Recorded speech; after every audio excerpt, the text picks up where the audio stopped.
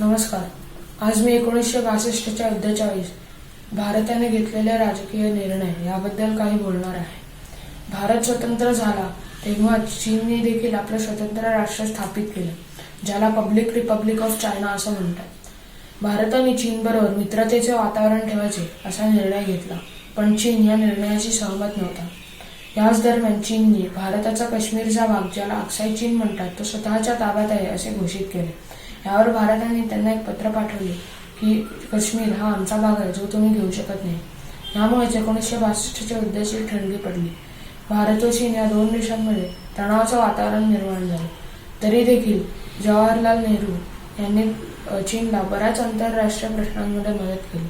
असे म्हणतात की India became the representative of China in many international issues. Bharat सरकार हे चीनच्या बाबतीत खूप गाफील होतं. त्यांना असं कधी वाटलंच नाही की ते आपल्याला धोका देऊन आपल्यावरच हल्ला करतील. 1954 मध्ये हा तणाव कमी करण्यासाठी 5 योजना आखल्या गेल्या, ज्यांना पंचशील तत्व असे म्हणतात. त्या 5 योजना म्हणजे mutual respect for each other, mutual non aggression, equality and mutual benefits, mutual non interference in each others internal affairs आणि पीसफुल कोएक्झिस्टन्स. भारताचे बरेच मंत्री व भारताच्या सरकारांनी या तणावाला नीट हाताळले नाही. त्यावेळेचे आपले संरक्षण मंत्री कृष्ण मेनन व नेहरू यांनी देखील या परिस्थितीला नीट हाताळले नाही. आपलं आणि चीनचं जेव्हा युद्ध सुरू झालं तेव्हा तिबेटचा भूभाग हा आधीच चीनने आपल्या ताब्यात करून घेतला होता. शिवाय अक्साई चीन देखील त्यांच्या ताब्यात येण्याच्या मार्गावर होता. या दरम्यान आपला आणि चीनचा जो संघर्ष निर्माण झाला तो म्हणजेच आपलं आणि चीनचं युद्ध. या युद्धात चीन हे राष्ट्र आपल्यापेक्षा नक्कीच खूप शक्तिशाली राष्ट्र होते, कारण आपल्याकडे युद्धासाठी लागणाऱ्या अत्याधुनिक बंदुका, तोफा, रणगाडे, बर्फात राहण्यासाठीचा पोशाख, उत्तम अन्न पुरवठ्याची सोय इत्यादी गोष्टी नव्हत्या, कारण आपण सुद्धा नुकतेच स्वतंत्र झालो होतो. शिवाय आजूबाजूच्या गावांना सुद्धा खूप हाल सोसावे लागत होते. जेव्हा युद्ध सुरू झाले तेव्हा मॅकमोहन लाईनवर सुद्धा गस्त घालणी सुरू झाली होती आणि युद्ध म्हटलं की नरसंहार, अत्यंत नीच प्रकारची हाणामारी या गोष्टी आल्याच. त्यात अत्याधुनिक उपकरणांच्या अभावामुळे, बर्फाच्या भीषण थंडीने आणि अन्न पुरवठ्याच्या कमतरतेमुळे आपले 500 जवान शहीद झाले. शिवाय चीनच्या घातक हल्ल्यांमध्ये आणि चकमकींमध्ये बेसावधरित्या 700 ते 800 सैनिक हुतात्मा झाले. इतक्या बिकट वातावरणामुळे आणि युद्ध परिस्थितीमुळे आपले एकूण 3343 सैनिकांची प्राणज्योत मावळली, तर 1047 सैनिक घायाळ झाले आणि तब्बल 4000 सैनिक युद्धबंदी झाले. जेव्हा पहाटे पहाटे चीनने पहिल्या शेलवर हल्ला सुरू केला तेव्हा आपल्या सैनिकांना याची कल्पना देखील नव्हती आणि कसल्याही प्रकारची तयारी देखील झालेली नव्हती. केवळ त्या हल्ल्याला प्रत्युत्तर म्हणून आपले जवान जे मिळेल ते उचलून लढायला हजर राहिले. चीनने या युद्धासाठी 1 वर्षापासून साधारण तयारी केली असल्यामुळे त्यांच्याजवळ सर्व प्रकारचा दारुगोळा, तोफा, बंदुका इत्यादी सामग्री होती. आपले सैनिक हे साध्या बंदुका घेऊन वीरतेची बाजी लावत होते आणि सर्व भारतालाच विळखा घालून गिळंकृत करू पाहणारा चीन हा रात्रंदिवस त्यांच्या इच्छा पूर्ण करण्यात दंग झालेला होता. इतक्या बिकट वातावरणात आपले सैनिक तग धरून देशाचे भवितव्य वाचवण्यास सज्ज झाले होते. हेच सैनिक जेव्हा अन्न पुरवठा, औषधोपचार, आर्थिक पाठबळ, राहण्याची नीट व्यवस्थित सोय, योग्य शस्त्रास्त्रे इत्यादी गोष्टींच्या अभावामुळे जेव्हा भारत माता की जय असे म्हणत शहीद झाले, हे ऐकून डोळ्यात पाणी तरळते. अशा या आपल्या देशासाठी प्राणांची बाजी लावणाऱ्या महावीर जवानांना माझे शत शत प्रणाम. आसपासची गावे व त्यांवरती झालेला परिणाम. तिकडे सर्वात जवळचं गाव म्हणजे तेजपूर. हे शहर एका रात्रीत मोकळे झाले. ते कसे, कुठे व तिकडे काय झाले हे आपण पाहूया. एक प्रसंग सांगावासा वाटतो. तेजपूर हे आसाम मध्ये आहे. ती रात्र होती. बँकेत काही लोक शिरले आणि सर्व करन्सी घेतल्या व बाहेर आले. तुम्हाला ही चोरी वाटेल, पण ती चोरी नव्हती. ते 4 ते 5 हे बँकेतले कर्मचारीच होते. त्यांनी सगळा बँक बॅलन्स घेऊन बाहेर येऊन जाळला. हे का? तर चीनींच्या हाती आपली करन्सी लागू नये म्हणून हे सर्व. त्यानंतर त्या काळी नाण्यांची किंमतही खूप होती व नाण्या काय आगीत टाकून नष्ट करण्यासारखे पदार्थ नव्हता. त्यामुळे त्यांनी सर्व नाण्या पोत्यात भरून तिकडच्या तलावात टाकून दिले. ही तर फक्त एक झलकच होती. तिकडचे लोक फार घाबरले. म्हणून तिकडच्या लोकांमधला एका माणसाचा मी अनुभव सांगतो. जेव्हा तिकडच्या रहिवाशांना हे कळाले की चीनी लोक मिसामारी फुटहिल्स पर्यंत आले आहेत, तेव्हा ते घाबरले आणि रात्र जमा होऊन त्यांना सकाळी नेण्यात आले. जेव्हा ते मेन तेजपूरला निघाले, तेव्हा वाटेत त्यांना काही तेजपूरचे रहिवाशी सापडले, जे त्यांना सांगत होते की तिकडे जाऊ नका, आम्ही तिकडूनच आलो आहोत. त्यांना इथे जाताना कळाले की इथे प्रशासन शून्य आहे, कारण इकडचे SP, DC हे सुद्धा पळून गेले होते. आणि स्टेट बँकेत चौकशी करायला गेले तर हेही कळालं की तिकडची सर्व करन्सी जाळून टाकण्यात आली आहे. लोकांना चीनी सैन्याची फार भीती वाटत होती.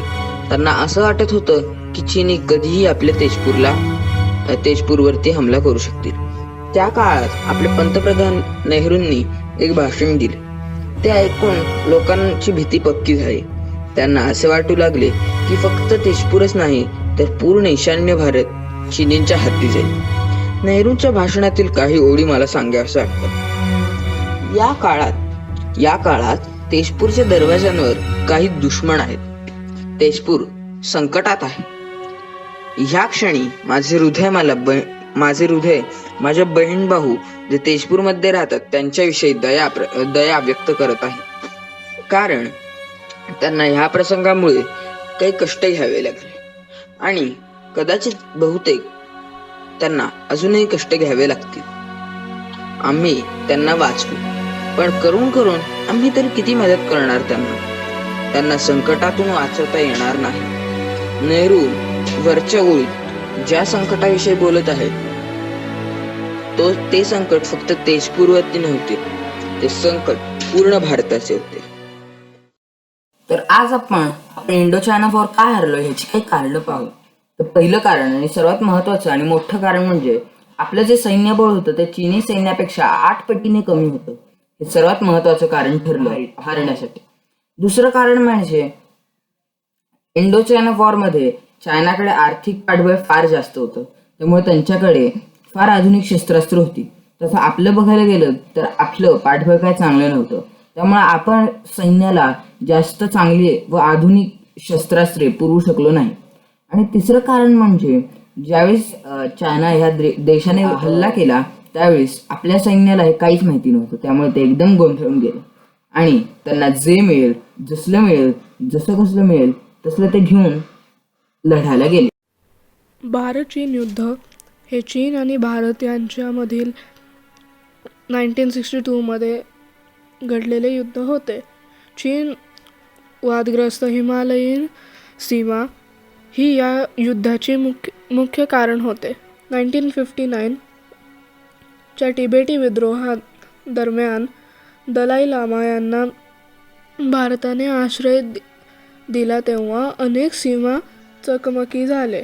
चीन सैन्य गस्त व रसद रोखण्यासाठी भारताने 1960 पासून एक अग्रेसिव्ह धोरण चालू केले असून त्यात चीनने घोषित केलेले फॉरवर्ड पॉलिसी या वास्तविक नियंत्रण रेषेचे पूर्व भाग असलेल्या मॅकमोहन मार्गाच्या उत्तरेकडील भागांसह सीमेवर चौकी ठेवली.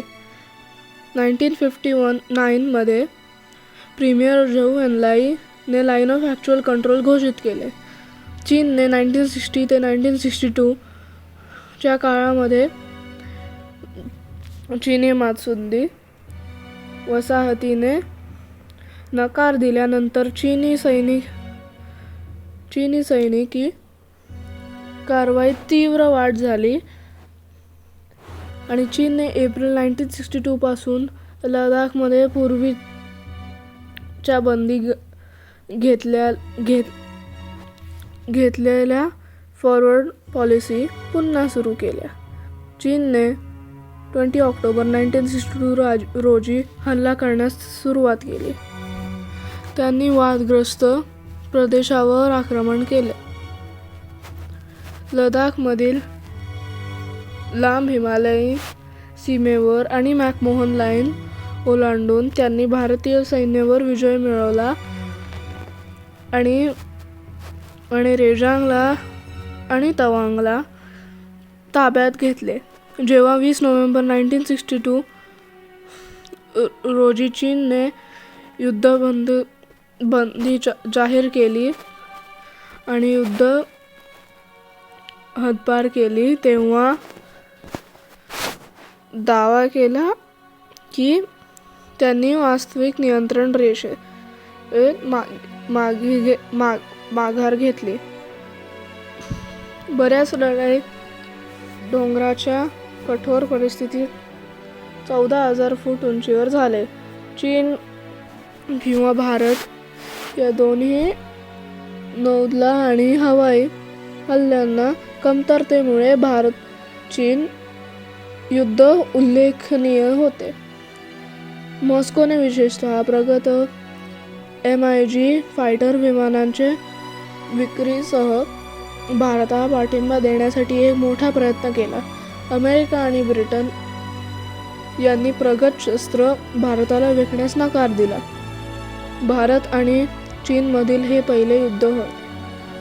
युद्धाच्या समाप्तीनंतर दोन्ही बाजूस सशस्त्र स्थिती कायम ठेवली आणि बऱ्याच छोट्या संघर्षांनंतरही मोठ्या प्रमाणावरती लढाईला सुरुवात झाली नाही. भारत-चीन युद्ध. मग 10-20 जवानांच्या तुकड्या लडाख सीमेवर घाईघाईने इतस्ततः तैनात करण्यात आल्या. त्यांच्याजवळ पुरेसे कपडे, दारुगोळा आणि रसदीचे मार्ग नव्हते. डोळ्याला डोळा भिडवणे हा एकच उद्देश त्यामागे असल्याने त्या सर्व चौक्या डावपेचांच्या दृष्टीने पूर्णतः हतबल होत्या. पहिली ठिणगी उडाली ती लडाख व्यतिरिक्त नेफा सीमेवर. 8 सप्टेंबर 1962 रोजी चीनने नेफाच्या तवांग भागातील सीमेवर नामकाचू नदीपार धोला नावाच्या अर्धसैनिक बल तुकडीच्या चौकीवर हल्ला चढवला. मग घाईघाईने तिथे ब्रिगेडियर दळवींचे 7 इन्फंट्री ब्रिगेड ऑक्टोबरच्या पहिल्या आठवड्यात हलवण्यात आली. डावपेचांच्या दृष्टीने निरुपयोगी अशा नामकाचू नदीवर संरक्षण फळी उभारण्याचे त्यांना आदेश देण्यात आले. त्या ठिकाणी युद्धाला आवश्यक असलेल्या पुरवठा व्यवस्थेची वानवा होती.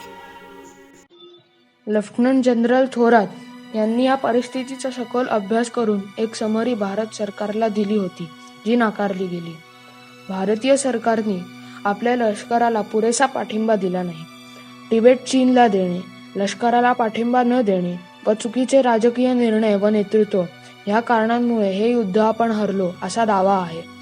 आपल्या संरक्षण मंत्र्यांनी जे चांगले अधिकारी होते ते काढून आपल्या विश्वासातले अधिकारी नेमले. ह्या अधिकाऱ्यांना युद्धाचा असा काहीच अनुभव नव्हता.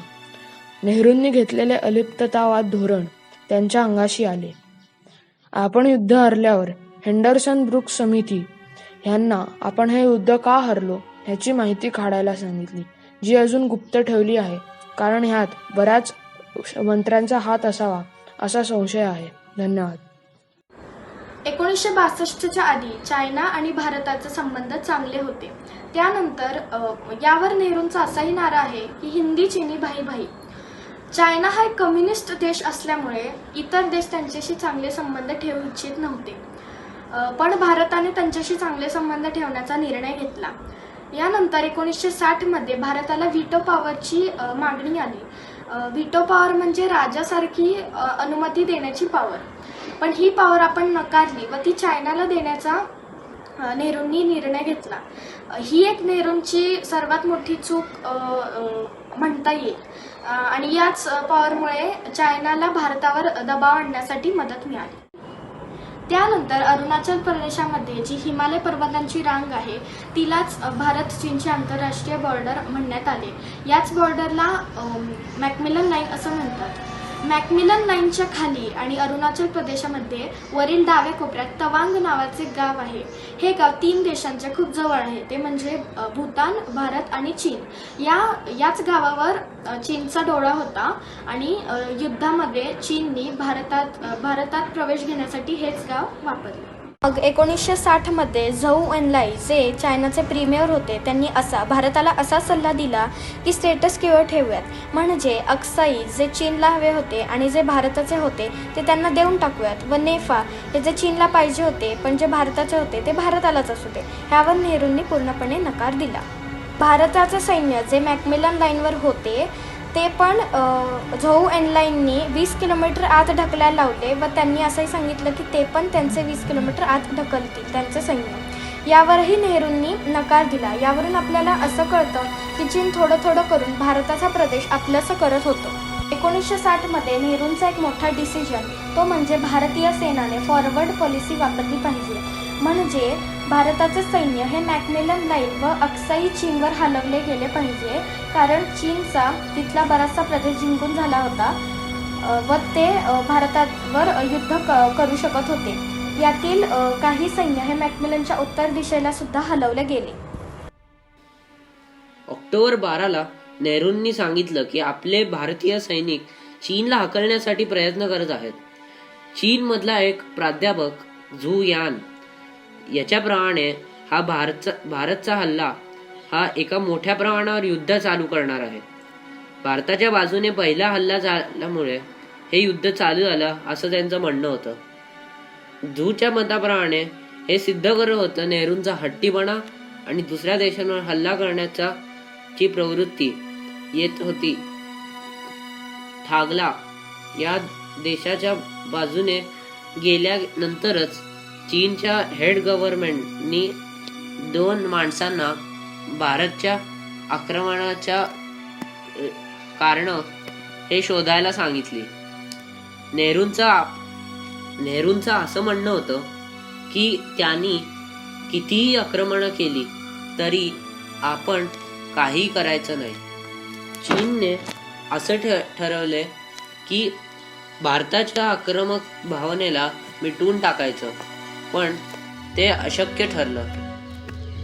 जेव्हा चीनने महत्त्वाचा निर्णय घेतला 16 ऑक्टोबरचा युद्धाचा, तेव्हा त्यांना कळालं होतं की सोव्हिएट त्यांच्या पाठीशी होतं. 8 ऑक्टोबरलाच त्यांनी बीजिंगला कळवलं होतं की कदाचित हे आपल्यावर हल्ला करतील आणि इथेच हे युद्ध चालू होतं. नमस्कार, मी आज तुम्हाला 1962मध्ये झालेल्या चीन आणि भारताच्या युद्धाबद्दल सांगणार आहे.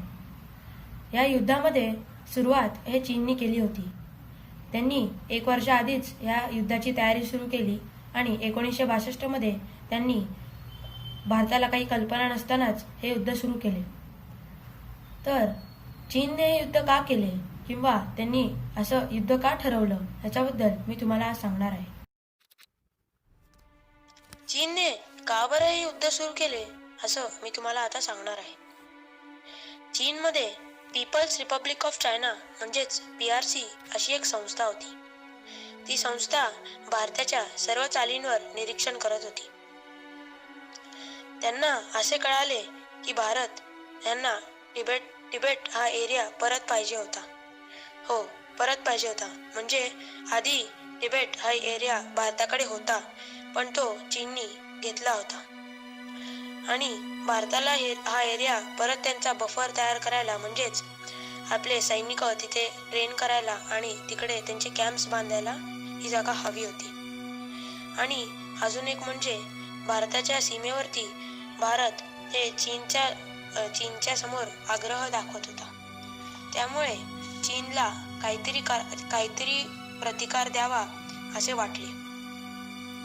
भारत हे सगळं का करते अशी खूप वेळ चर्चा या PRC मध्ये चालू होती. चीनच्या बाजूनी पाहिलं तर आपल्याला वाटतं भारत उगाचच काहीतरी चुळबुळ करायचा प्रयत्न करतोय, पण खरं तर तसं नव्हतं. भारताला नुकतंच स्वतंत्रता मिळाली होती आणि त्यामुळे ब्रिटिशांचा पुरेपूर नाश करायचा असं ठरवलं होतं. नेहरूंनी असा निश्चय केल्यामुळे तिबेट इथे काबीज करायचा प्रयत्न चालू होता. तिबेटच का? कारण की पूर्ण भारतावर आता नियंत्रण आले होते. फक्त तिबेटमध्ये असे संशय होता की तिथे बरेच ब्रिटिश अधिकारी अजूनही आहेत. त्यामुळे जर एकदाचा काबीज केला तर मग परत काही शंका राहणार नाही. ह्या कारणाने त्यांना तिबेट काबीज करायचा होता. आणि सीमेवरती एवढा आग्रह का दिसत होता? तो आग्रह दिसत होता कारण की नुकताच स्वतंत्रता मिळाली होती. परत काही मोठं संकट नको यावे. जरा 1-2 वर्ष आपण शांततेने व सुखामध्ये राहू शकू, यासाठी तो सीमेवरचा आग्रह दिसत होता. पण चीनला थोडी हे कळतंय.